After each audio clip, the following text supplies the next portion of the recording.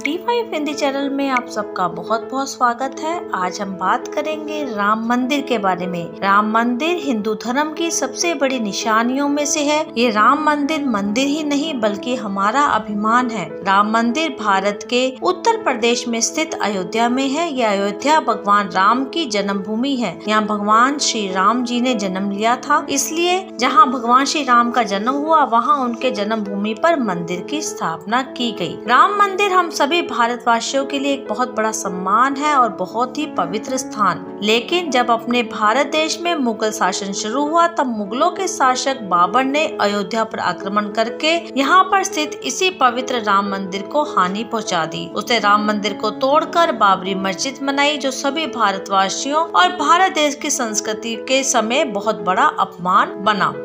जब से राम मंदिर तोड़कर बाबरी मस्जिद बनाई गई तब से भारत देश के सभी लोगों ने मंदिर के पुनर्निर्माण के लिए बहुत संघर्ष भी किया। एक पवित्र स्थान को नुकसान पहुंचाने और उसके जगह दूसरे मंदिर बनाने की वजह से भारतीय जनता पार्टी राष्ट्रीय स्वयं सेवक संघ के तहत आंदोलन शुरू हुए। यह आंदोलन बहुत लंबे समय तक चले। 6 दिसंबर 1992 यानी 1952 तक को विवादित बाबरी मस्जिद का ढांचा तोड़कर एक अस्थायी मंदिर की स्थापना भी हुई। तो राम मंदिर के साथ बहुत सारे आंदोलन जुड़े गए। 1528 को क्रूर मुगल शासक बाबर ने पवित्र राम मंदिर को तोड़कर जब मस्जिद बनाई, उसके बाद इसी जगह को लेकर 1853 को हिंदू और मुस्लिम दोनों धर्मों के बीच में बहुत विवाद शुरू हो गया। इसके बाद कई सालों तक राम मंदिर का यह संघर्ष चलता रहा। 6 दिसंबर 1992 को बाबरी मस्जिद को तोड़ दिया गया। हिंदू और मुस्लिम दोनों धर्मों के लोगों में बहुत बड़े दंगे भी हुए, पर सबसे बड़ी बात यह है कि हिंदू लोगों को पूजा करने के लिए मंदिर के बाहर का हिस्सा दिया गया और मुस्लिम लोगों को नमाज करने के लिए मंदिर के अंदर का हिस्सा दिया गया, जिससे हिंदू और मुस्लिम लोगों में तनाव और भी बढ़ता चला गया। और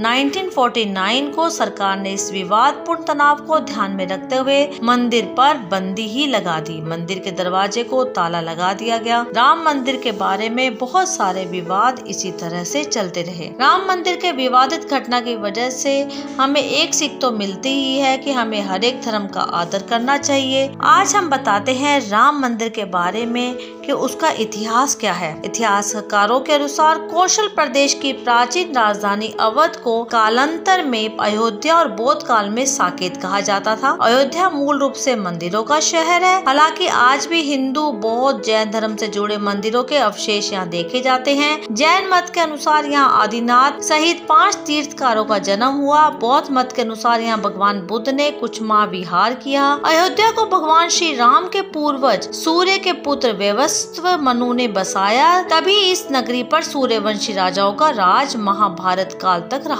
यहीं पर प्रभु श्री राम का दशरथ के महल में जन्म हुआ। महर्षि वाल्मीकि ने रामायण में जन्मभूमि की शोभा और महत्ता की तुलना दूसरे इंद्रलोक से भी की है। धन्य धान्य रत्नों से भरी हुई अयोध्या नगरी की अतुलनीय छटा और गगनचुंबी इमारतों के अयोध्या नगरी में होने का वर्णन हमें रामायण में मिलता है। भगवान श्री राम के जल समाधि लेने के पश्चात अयोध्या कुछ काल के लिए उजाड़ हो गई, लेकिन उनकी जन्मभूमि पर बना महल वैसे का वैसा रहा। भगवान श्री राम के पुत्र कुश ने एक बार पुनः राजधानी अयोध्या का पुनर्निर्माण कराया। इस निर्माण के बाद सूर्यवंश की अगली 44 पीढ़ियों तक इसका अस्तित्व आखिरी राजा महाराजा बृहदल तक अपने चरम पर रहा। कौशल राज बृहदल की मृत्यु महाभारत युद्ध में अभिमन्यु के हाथों हो गई। महाभारत के युद्ध के बाद अयोध्या उजड़ सी गई, मगर श्री राम जन्मभूमि का अस्तित्व फिर भी बना रहा। ईसा के लगभग 100 वर्ष पूर्व उज्जैन के चक्रवर्ती सम्राट विक्रमादित्य एक दिन आखेट करते हुए जब अयोध्या गए, थकान होने कारण अयोध्या में सरयू नदी के किनारे एक आम के वृक्ष नीचे वे अपनी सेना सहित आराम करने लगे। उस समय घना जंगल हो चला था, कोई बसावट भी वहाँ नहीं थी। महाराज विक्रमादित्य को इस भूमि में कुछ चमत्कार दिखाई दिया। तब उन्होंने खोज आरंभ की और पास के योगी और संतों की कृपा से उन्हें पता चला कि श्री राम की ये अवध भूमि है। उन संतों के निर्देश में सम्राट ने यहाँ एक भव्य मंदिर के साथ सरोवर, महल आदि भी बनवाए। उन्होंने श्री राम जन्मभूमि पर काले रंग की कसौटी पत्थर वाले 84 स्तंभों पर विशाल मंदिर का निर्माण कराया। इसी मंदिर की भव्यता देखते ही बनती थी। विक्रमादित्य के बाद राजाओं ने समय समय पर इस मंदिर की देखरेख की। उनमें से एक शुंग वंश के प्रथम शासक पुष्यमित्र शुंग ने भी मंदिर का जीर्णोद्धार करवाया। पुष्यमित्र का एक शिलालेख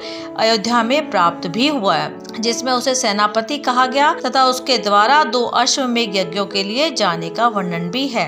इससे ज्ञात होता है कि गुप्त वंशी चंद्रगुप्त द्वितीय के समय और तत्पश्चात काफी समय तक अयोध्या गुप्त साम्राज्य की राजधानी भी रही। 600 ईसा पूर्व अयोध्या में एक महत्वपूर्ण व्यापार केंद्र भी रहा। इस स्थान को अंतर्राष्ट्रीय पहचान 5वीं शताब्दी में ईसा पूर्व के दौरान तब मिली जबकि यह एक प्रमुख बौद्ध केंद्र के रूप में विकसित हुआ। इसका नाम उस समय साकेत था। चीनी भिक्षु फा हियान ने देखा कि बौद्ध मठों का रिकॉर्ड भी यहाँ पे रखा गया है। 7वीं शताब्दी में चीनी यात्री हेनसांग यहाँ आया और उसके अनुसार 20 बौद्ध मंदिर भी यहाँ थे और 3000 भिक्षु भी यहाँ रहते थे। इसके बाद 11वीं शताब्दी में कन्नौज नरेश जयचंद आया और उसने मंदिर पर सम्राट विक्रमादित्य के प्रतिष्ठित शिलालेख को उखाड़कर अपना नाम लिखवा दिया। पानीपत युद्ध के बाद जयचंद का अंत हुआ और भारतवर्ष पर आक्रांतों का आक्रमण बढ़ गया। आक्रमणकारियों ने काशी मथुरा के साथ साथ अयोध्या में भी लूटपाट की, पुजारियों की हत्या की।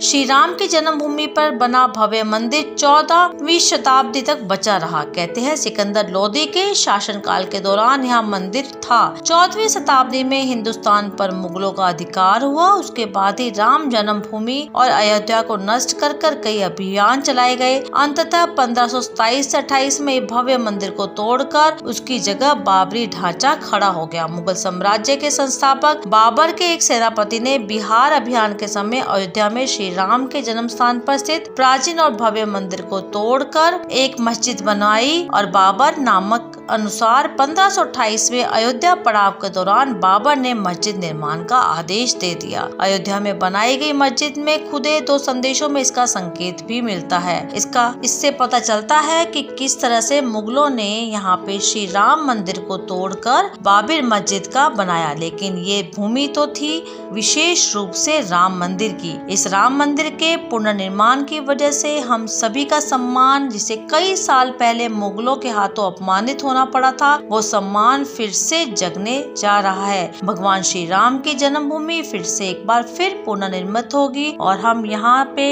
उसी तरह से दीपमाला करके भगवान राम का स्वागत करेंगे।